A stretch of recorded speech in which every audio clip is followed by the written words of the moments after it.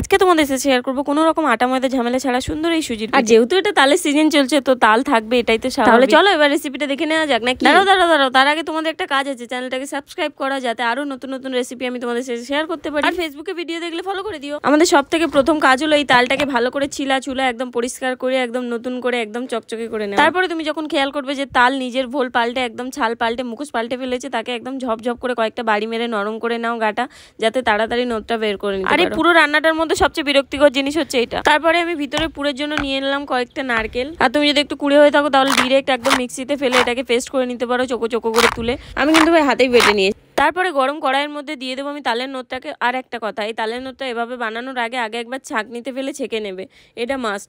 তারপর এর মধ্যে একটু টেস্টির জন্য কালো জিরে দিয়ে দেবো। আর আজকে এই রেসিপিতে কোনো রকম আটা ময়দা ব্যবহার হবে না, পুরোটাই সুজির উপরে। প্যাকেট দেখাচ্ছি মানে কোনো ব্র্যান্ড প্রমোশন কিন্তু চলছে না এখানে। এর পরের স্টেপে একদম সোজা তালের সাথে সুজিকে যুদ্ধ লাগিয়ে দিলাম, আর তারপরে একদম ভালো করে হাত দিয়ে থাবড়ে এরকম আটার মতো বানিয়ে নিতে হবে। আর তারপরে এই ডোটা যখন কমপ্লিট হয়ে যাবে তুমি দেখতে পাবে, তারপরে এর উপরে একটা ভিজে গামছা দিয়ে খানিকক্ষণ এক সাইড করে রাখতে হবে। আর তারপরে কাজ হচ্ছে নারকেলগুলোকে ভালো করে একদম মিহি করে বেটে নিলাম আমি শিলে ফেলে।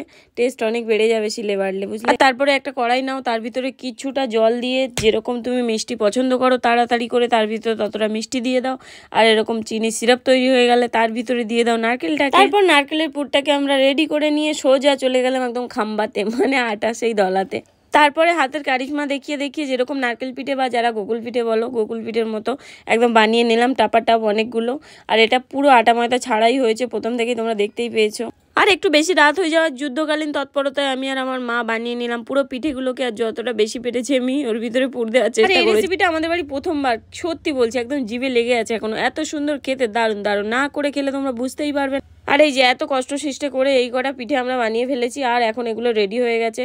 আর তার আগে আমি আর জল বসিয়ে রেখেছিলাম হাঁড়িতে করে, আর তার উপরে একটা এরকম ডেক্সি মতো দিয়ে দিয়েছিলাম ফুটো যেরকম মোমো বানায় না, সেম প্রসেস একদম, অন্য কোনো দিকে যেতে হবে না, সেম প্রসেস ফলো করা হয়ে যাবে। তারপরে ঢাকনা দিয়ে ঢেকে দাও, কিছুক্ষণের মধ্যে একদম রেডি হয়ে যাবে গরম পিঠে। তারপরে একদম খেয়ে ফেলো কপাত করে। তো ধৈর্য ধরে যে গেলে পুরো রেসিপিটা দেখলে তাহলে চ্যানেলটাকে সাবস্ক্রাইবও করে দাও, যাতে আরও নতুন এরকম ভিডিও আসলে তুমি দেখতে পারো। আর দারুণ টেস্টি হয়েছিল। আমি পিঠে খাই, তোমরাও চেষ্টা করো বাড়িতে, দেখো বানাতে পারো কিনা। চেষ্টা করলে অবশ্যই কমেন্টে জানাবে বানিয়েছো কিনা।